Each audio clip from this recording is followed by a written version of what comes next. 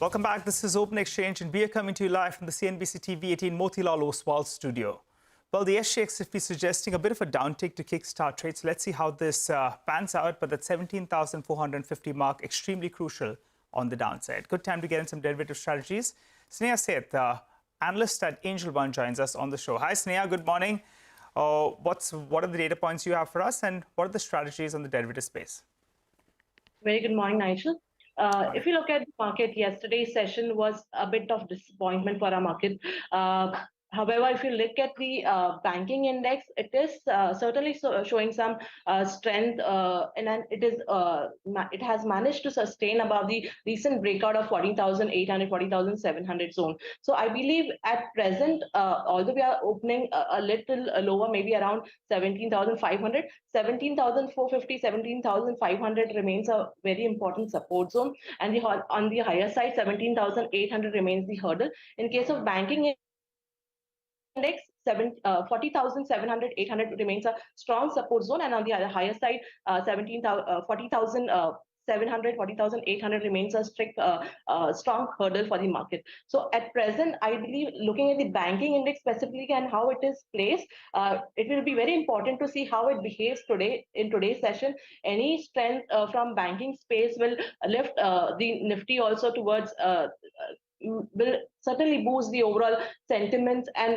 will help Nifty also to move upside. So I would say that need to focus on individual counters on banking stocks, specifically into private sectors. Just a moment, because we have the pre-opening rates that are kicking in, and it's not looking very good. The Nifty is down about 60 odd points, and you have weakness in the rupee as well. So not just the equity markets, but there's a sell-off in the money markets as well this morning. But if you can just quickly, Sneha, take us through your picks for the day. Sonia, I'm liking Axis Bank. If you see yesterday, despite some profit booking, Axis Bank could close at a nearly 1% higher. So at this moment, I believe that Axis Bank can perform with a strict stop loss of 853. One can go long, and a target should be maintained around 894. Apart from this, from metal space, Tata Steel looks quite appealing at this point in time. So I believe one can go ahead and long this counter as well with a strict stop loss of 106 and a target of 112. Okay, got that, Sneha. Thanks very much for your calls on the F&O market. Well, with that, let's move ahead. It is time to figure out what is our momentumizer of the day. And Ekta has this stock. Ekta? Well, yes, Ajanta Pharma is the stock that I'm tracking. In fact, it hit its 200-day moving average in yesterday's trading session of around 1,237 odd rupees. And in fact, technically, it is now above its 20, 50 as well as its 100-day moving average. Stock-wise, the stock is still down over 10% from its 52-week high, but it's probably showing some amount of momentum on the fringe. For example, it's up around 4.5% on a week-to-date basis. It's gained close to around 4% in terms of market capitalization on a month-to-date basis, and a little over 1% on a year-to-date basis. Volume-wise, yesterday it was 0.7 times its average volume traded, and the deliverable quantity stood at around 48.34%. Remember that the stock is in focus today because the board will be considering a buyback.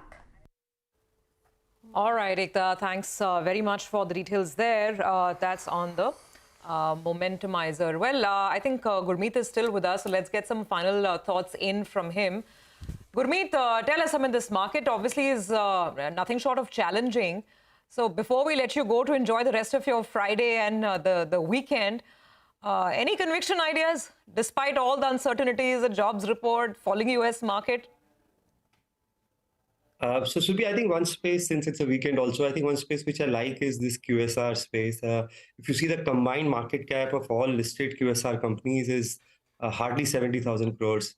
Probably that's less than of Cipla, which is one pharma company. So I think on what happens is once you cross a certain scale in QSR, COVID was a stress test. So once you attain a certain scale, a lot of economies comes in, and suddenly there's a big surge in your EBITDA and cash flows. And in this business, mind you, the working capital is almost nil. It's very low once you achieve that scale.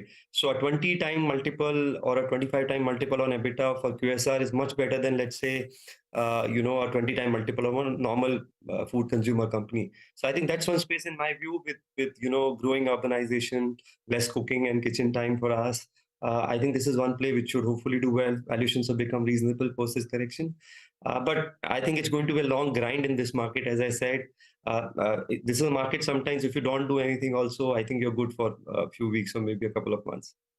Okay, all right. Gurmeet, thanks so much for stopping by and giving us your view on a whole host of stocks early this morning. Wishing you a good Friday and a pleasant weekend ahead as well. Well, we're getting initial rates coming in on the Nifty. And I think for starters, unexpected lines, we're down more than 100 points. Let's see how deep a gash we start off with, because that's going to be quite crucial. My guess is that, in fact, if you can hold out onto that 17,450, the bulls will feel that they're well in the game. So let's see how that works out. Well, let's focus on a space, though, that's been buzzing. A lot of upgrades have been coming in, whether it was from Kotak earlier this week or Jefferies as well, the metal space. Rakesh Arora, founder at GoIndiaStocks.com, joins us on the show. Hi, Rakesh. Good morning. Rakesh, how are you feeling about the metals pack? Suddenly, in the last few days, a lot of upgrades are coming about. Are you feeling good about the metal index from here on? And what's the preference within it? Ferrous or non-ferrous? So, Nigel, the market is pretty balanced at the moment. Obviously, 2023 has started on a better footing than what was second half in 2022. One of the big factors, which was kind of taken out is reopening of China. China is 50% of global commodity demand. So if China reopens, that's a positive sign. Unfortunately, the reopening is not coming with the same kind of demand what people initially expected, because Chinese government was trying to, stabilize the economy during COVID period, and they had pumped primed on infrastructure build. So they're already at a very high level, and I don't think it can go much higher from where they were in last year.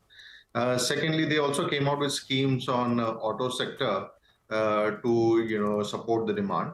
So that also is into the base effect.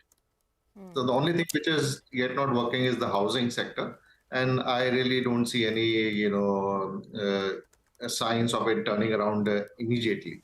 So while China reopening has taken out one of the issues, but still it's not really putting its weight behind a commodity rally. Then the rest of the world, largely developing world, is probably going through a slowdown given the interest rate hikes, and there's no visibility either on that, whether we have peaked out or not on interest rates. So overall, I would say the situation is kind of balanced, and the stocks are going nowhere. They would remain in a range bound. There has been mean reversion, but there's no big rally in the making. Okay, so stocks are going nowhere. It's better than the stocks falling, right? Because that's what's been happening with some of the names. I wanted your thoughts, Rakesh, on what's happening with Vedanta, because despite the company reassuring investors that they are able to make all their, payments, the stock has been under pressure for a while now. How have you read into that story, and what's the outlook? So I think Vedanta stock is kind of supported because of dividend yield. The more the pressure on the holding company and promoters' balance sheet, more would with the dividend coming out. So I think, last year they gave almost 70 rupee dividend. That's a huge dividend yield. So I don't think Vedanta stock is going to go down in a hurry. As we were discussing, commodity prices have stabilized and there's a mean reversion from 2022. So things are slightly better. So I won't really worry too much as a Vedanta shareholder. But as a promoter, meaning I have no clue how their finances are going and whether they will be able to refinance their loans or not. Well, they've been telling Nigel that all is well, Rakesh. He had a great conversation with the man himself. But, on a separate note, I want some more thoughts on steel, because we were discussing this, Nigel and I, a couple of weeks back. This whole anticipation that we'll start seeing price hikes now here in India, a bit of a catch-up. But given the overhang, the negative global commentary, and just this overall talk of recession, I don't know if that starts impacting this expectation of significant price hikes here.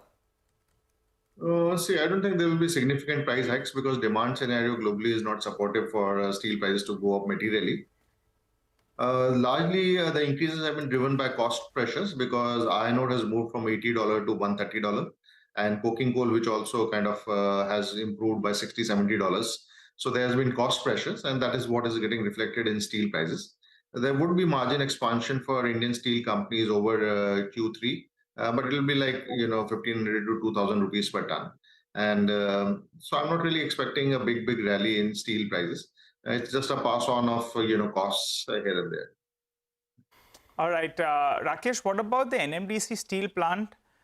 People are building in some blue sky scenarios as well, on that company. But the plant is not yet commissioned. They're sitting on a debt of close to around 5,000 crores by the time they get it commissioned. And it's up for grabs. Strategic fit to who? And added on this 37, 38 rupees, what's your view on the stock?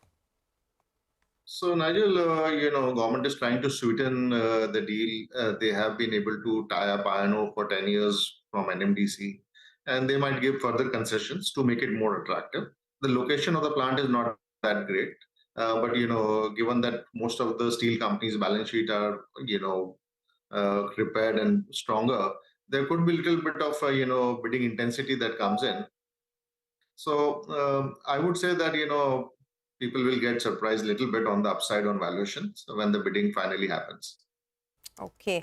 All right, Rakesh, we'll let you go on that note. We have an entire market to trade as well. So we will continue this discussion on another day. Thanks a lot for joining in. That is the word on the metal space. By the way, the market is now looking like it's going to be a pretty ugly picture this morning. Mitesh is joining us yet again. Mitesh, what's the big call at 9:10? Looks like it's going to be a big gap down opening this morning. It looked like that, and therefore I think we had more of sell recommendations. I'll go with the sell on Maruti. I think let's see where it opens. But if it's about 0.25% or maybe even 0.5% lower, sell with the stop at about 85.90 for targets of 84.50. Okay, a sell on Maruti. Two stocks that we're looking at this morning. One is Tata Motors. It's bucking the falling trend because Tata Motors has announced that their subsidiary Tata Technologies will be filing for a DRHP with the SEBI for an IPO. Now, remember, Tata Motors holds about 74.4% stake in Tata Technologies. And Tata Technologies, as we know, is the IT services arm of Tata Motors. It has captive clients in the form of Jaguar, Land Rover and Tata Motors. And, it's had a very strong growth. In FY22 itself, the revenue growth was the strongest ever at 46%. Now, Tata Technologies plans on selling up to 9.5 crore shares, which is 23.6% of its paid-up share capital. And Motilal Oswal put out a note where they are ascribing a value of 25 to 47 rupees per share in Tata Motors for its stake in Tata Technologies. Now, monetization of stake in Tata Technologies is, of course, a positive. But along with that, there's also the receipt of the consideration of the EV deal that they did with TPG. So that money comes in as well. Put together, the monetization of stake plus the receipt of the money from the EV deal will help them reduce their debt.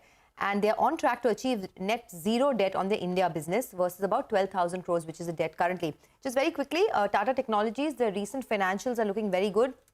Revenue growth of 15% in 9 months of this year, profit growth of 23%, and the adjusted margins have grown quite a bit. It was 16.5% in FY20 and it's about 19.2% now. So win-win over there. The other stock that I'm looking at is Olectra Green Tech. So very quickly, just get that on board. The Maharashtra budget has proposed purchase of electric buses and the conversion of 5,000 diesel buses into LNG run vehicles. So that's a positive. The additional positive, when we spoke to the management yesterday, they said that they are the lowest bidder now for a tender by CESL, which is for 13,000 electric three-wheelers. So that's another stock to look at. Okay, so those are the two ones. Well, the pre-open rates have settled and it's in sync with the SGX Nifty. 1% gap down is what we're heading in for. And obviously, as you would imagine on a morning like this, not too many support pillars. Metals are shaving off. Banks look weak in the pre-open. Mitesh, very quickly, any final advice as we get into the open? I think, once post the opening, because this looks like a very severe one, I think let's see if, we try to find some base on an intraday basis around 17,400, 430 zone. If that level holds, there's a chance of good pullback, which would be a better exit opportunity to people who have been trading with long price. Otherwise, 17,400 and below, I wouldn't want to hold any bonds. Okay, by the way, in a market like this, when overall the trend is weak, you'll see vulnerable stocks perhaps fall a little more. So this morning, all the Adani Group stocks, once again, could resume their downtrend. Adani Wilmar is showing me there's a loss of about 4% there. Adani Enterprises down 4.5%. Just keep that entire pocket on your radar. And looks like banks are also going to sell off quite a bit. The bank Nifty itself is down about 450 points. Very quickly, about 30 seconds left, Mitesh, a quick word on the bank Nifty. See, between the two indices, it's been a better one, but 41,000 is the level to watch out for. Below that, again, I think, don't hold long positions.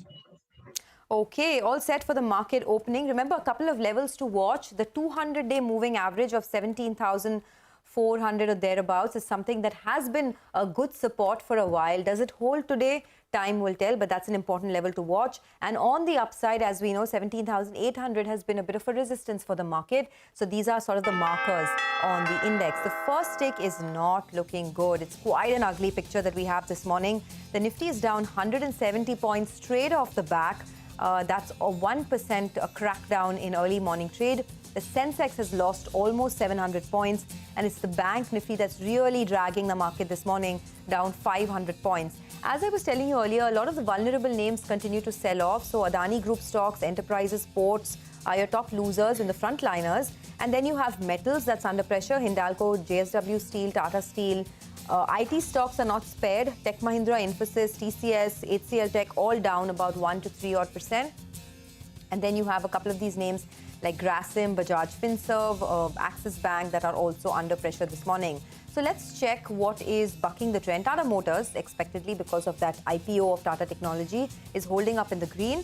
And a few and far between, really. There's a Britannia, there's a BPCL that's just about flat, and a Bajaj Auto that's just about flat. But otherwise, it's a very weak market.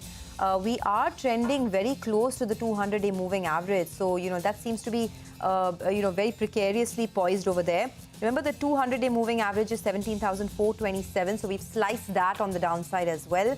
A lot of levels are being taken out as we speak. It's not looking like a good start at all. In fact, now down almost 200 points. So after the initial gap down opening, there's still some more pressure. Well, it's a worrying opening actually, but the 17,400 odd mark very, very crucial, and that 200 DMA at around 17,430. The bulls will like to get the Nifty trading above those levels. Otherwise, it could be shaping up for a rather ugly trading session otherwise. But let's see whether or not a bit of a fight back could definitely be on the cards post yesterday's sell-off, and today as well you're opening up with a cut of around 180 points. Select stocks though are doing well. A couple of stocks that Sonia mentioned earlier today on the Maharashtra budget announcement of electric vehicle focus. JBM Auto as well as Electra Green Tech, well, both of them have opened up with solid gains, so just keep an eye out on them. Two stocks that had large trades yesterday. You had Home First as well as Gokul Das. Well, for Home First, there was a large seller in there to the tune of close to around 8% odd, but marquee names came in there. And even for Gokul Das, half of the PE stake has got sold, with marquee names coming in there. For starters, though, both those two stocks in line with the market are down close to around 1%. NBCC, there was an order win out there, so that stock as well has opened up well in the green. And from the Adani Group stocks, a couple of stocks that have opened up in the green actually. Adani Green, big volumes out there, that's up close to around 5%. Adani Transmission as well as trading in the green, and Adani Total Gas. All three of them are trading with some green. On the losing end, you have Equitas Small Finance Bank. The stock is down 12% as we speak. So just keep an eye on that one. And banking names, they are getting hit very, very hard. And the Bank Nifty, that's going to be the swing factor for the day. It's down 610 points. You have South Indian Bank, UCO Bank, some of these smaller banks as well. They're taking it on the chin as we speak. Surabhi. Bad one. No other way of putting it. And I'm just going back to Wednesday. What's the difference between Wednesday's gap down and today's gap down? I'll tell you what, that there's intense pressure today. Wednesday, in the first couple of minutes, you started seeing an attempt at a pullback. There's no sign of that visible as yet. It's a whole 200-point drop on the Nifty. 200 DMA obviously is distant memory already. On banking, it's not just the large names. Look at the smaller ones like a Karnataka Bank, Union Bank, RBL Bank. It's cutting across lines. PSU, private sector, doesn't matter. But banks are getting slammed down all over the place. I just saw Sequent Scientific, by the way. In a market like this, Sequent is still running after 12-13% up over. Just reminding you, all they've done is they've decided to walk away from an earlier acquisition. And that one's just been defying gravity ever since. Markets down 203, 17,387. The next level that immediately comes in focus is the February low. We're still a distance away from that mark. Remember, 17,255. But people will start looking at that as a big marker. Nigel? Just one point I wanted to make. In Equitas Small Finance Bank, the reason the stock is lower is because there was a pending merger. And those merged shares, have come about. So if you're holding Equitas Holding, then you've got the Equitas Small Finance Bank shares. Okay. So those that play that merger, it's likely that since they've got the shares credited, they're booking out, and they played that that opportunity that was there, and that's why they're selling out. Also, I just want to mention there's really a steep fall that you're seeing in PSU banks right now. And remember, this whole PSU space is something that has had a very volatile. Of course, last year was very good. This year, the sell-off began, but now this has become a vulnerable pocket once again. Union, UCO, PNB. Bank of Maharashtra, Bank of India, all these stocks are down anywhere between 2 to 4 odd %. So this is one pocket that's selling off both in terms of price as well as volumes.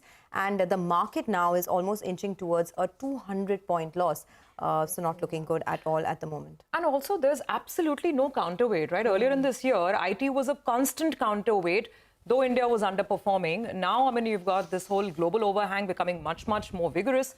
And IT is no longer that one batsman who can kind of support you and make you stand through the innings. So that's the market that we're in the midst of. Let's take the conversation straight away to our market master of the morning, Nilesh Shah, MD at Kotak Mahindra AMC, is with us now. Nilesh, great to have you with us. Doesn't feel like a Friday, I'll tell you what. And I guess we can't help it. We're just dealing with so many of these negative headlines from the US, right? And the last one was this SVB Financial. The moment you hear, any financial entity trying to make good for bond losses, and that number couldn't go away from my head. They've sold off securities available for sale to the extent of $20 billion, and they still have to raise equity capital. It just makes you feel so nervous. Your thoughts on everything that we're hearing in India and around the world? So let me begin with a Friday mood, little bit of lighter vein. Good, we love that. In some sense, SBC in US is like PMC Bank in India. In a trillions of dollar economy, does a $200 billion bank matters? Number two, they have been lending to startups. Obviously, it's high risk, high return lending.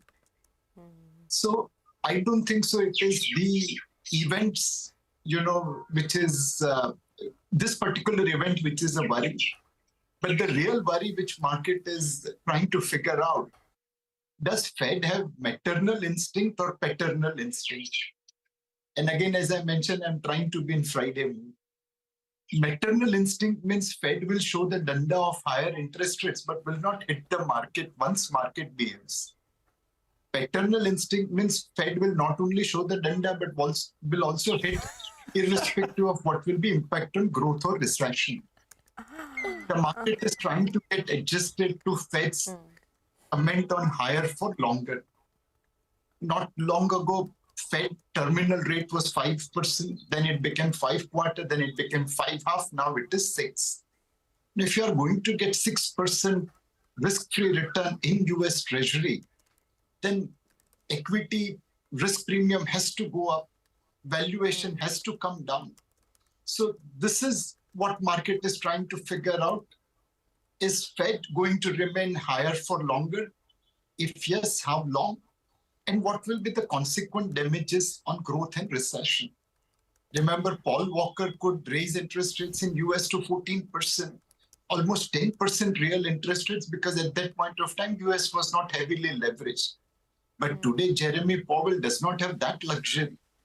He's still running negative real interest rates. But at $31 trillion debt, at more than $1 trillion credit card debt, more than $1.5 trillion student debt, they really don't have too much choices. This is where market is trying to figure out what is Fed up to. Okay. Nilesh, I take that point. I mean, SVB may not be a barometer of what's happening in the rest of the banking industry in the US, but it surely raises some risks of what could perhaps happen as we enter into a recession. Some people are talking about a mild recession, but so be it, right? There will be that ramification even on our own markets. As an Indian investor, what do you do now? What's the most prudent strategy? Do you stay cautious? Do you raise your cash levels? Because this could go either way. What's the advice to investors? So undoubtedly, Sonia, is SVB a canary in the coal mine? Is it predecessor of what's going to happen in US banking sector? That undoubtedly is a worry. We just have to hope and pray that Fed does not hit up danda so much that the entire system goes through a crash like 2008. I'm sure Fed will have some institutional memory of 2008. From our point of view, we have been saying for some time that this is a market where India is trading at historical average valuation, but we are at a significant premium to all other markets. This will push some FPIs to book profit in India and move to cheaper markets like China, Taiwan, Korea, South Africa. We will see, mixed reactions in the market up as well as down. At lower level, there will be buying by domestic and hopefully global investors also. At higher level, there will be selling pressure. So we are looking at a range-bound market from here till probably all the way up to May 24. Global as well as local event will continue to pull market in both directions. US Fed pivot is critical from a global point of view. Russia-Ukraine headlines might have shifted to page 3 and 4, but it is still simmering. Energy prices, we always have to keep an eye on. In local market, corporate results for September and December 22 were relatively subdued. Consumption remains subdued, and there is general election in 24. So there are enough events which will keep market moving on both the direction. This is a market where you buy on correction. You keep dry powder to buy on correction. All right. Hi, Nilesh. Good morning. I like the way you're putting, all of this into context. But Nilesh, you spoke about a range for the index, right? I think at going by the headlines, a time-wise correction is something that the bulls will bargain for. In terms of a range, though, what are you looking at? On the downside, how low can we go? I wish I can predict downside.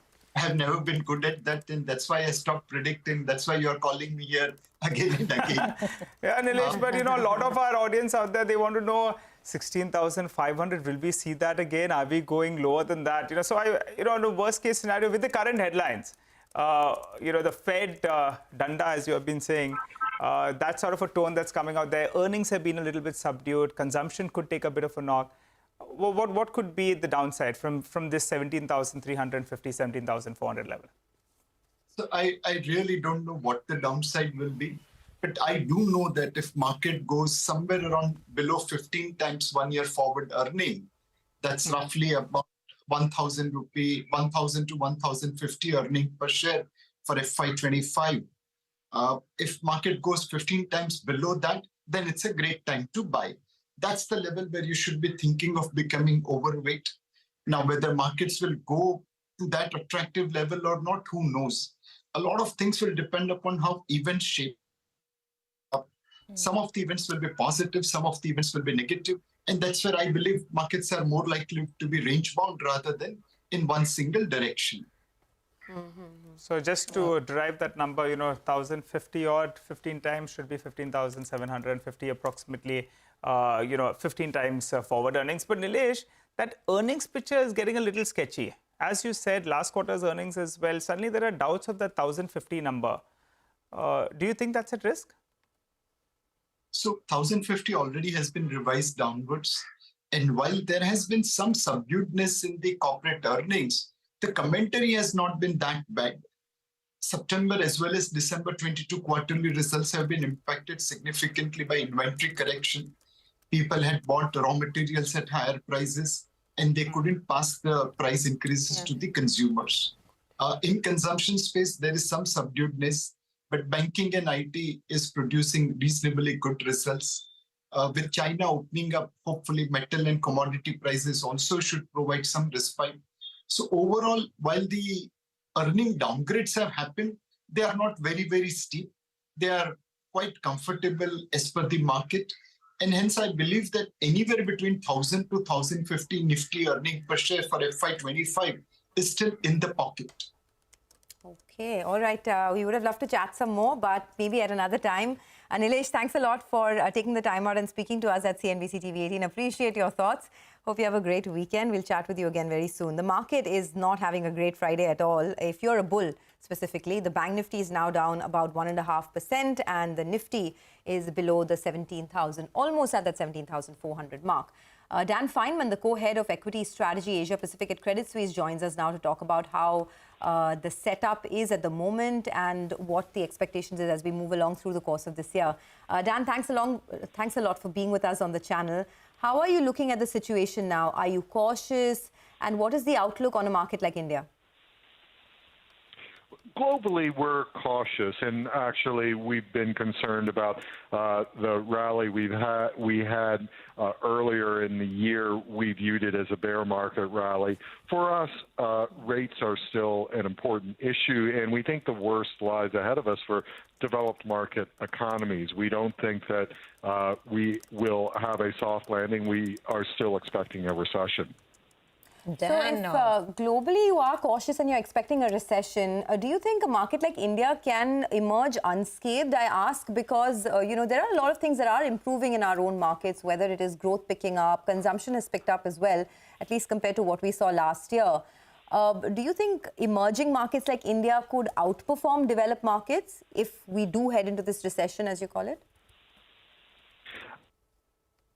Emerging markets will do better than the U.S. The valuations are looking better. We don't have the inflation problem that you had in the U.S. Some emerging market central banks are ahead of the curve, at least as compared with the Fed. Earnings in some markets, I think, will do much better than in the U.S. So, yes, indeed, emerging markets should be a place investors should be looking at now. Dan, just want to get your thoughts on, this latest rumble that we're getting from the U.S. Overnight, all this news on SVB Financial. I think it's making a lot of people very nervous about whether this is a one-off because these guys were lending to startups, or whether this is just a sign of perhaps things to come. I mean, a sign of how higher rates are biting. Yeah, well, I think that there's no escape from the impact of higher rates in the markets where you've had big increases. I think in Asia, we don't need to worry about this as much. The rate increases haven't been as steep. The banks have not overly exposed themselves. You had a lot of leveraging up in the U.S. in the years following the global financial crisis. By contrast, Asia has generally deleveraged. Mm-hmm. Dan, just to play devil's advocate, got your point on emerging markets probably being in a better space than some of these developed markets. But if you're going to get, a return, 6% return, putting your money in U.S. treasuries, could that money become hesitant in moving to emerging markets where perhaps there are higher risks and you need to account for the global exposure as well? I think some emerging markets will be vulnerable. The emerging markets that have large and persistent current account deficits will find it problematic sourcing capital globally with U.S. rates going higher.